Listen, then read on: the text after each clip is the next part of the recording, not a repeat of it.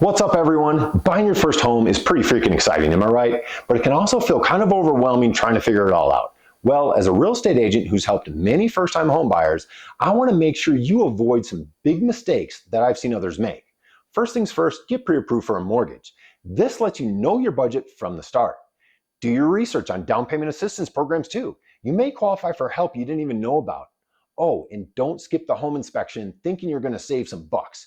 You could end up with some nasty surprises later on that cost you big time. And there are other expenses to think about too, not just the purchase price. So make sure you have a detailed budget that includes stuff like closing costs and insurance. And be sure to hire an agent like myself who knows the local market inside and out. I'm going to help guide you through the entire process, start to finish, and help you figure out what you really need in a home versus what you want. Overextending your finances is risky business, so keep it real with your budget. You do not want to be house poor. And read all those long, lengthy contracts thoroughly before signing on the dotted line. You got to watch out for yourself. I, of course, will help guide you through all of them, but if you're using another agent, you're on your own. My goal is to make your first home buying experience smooth sailing.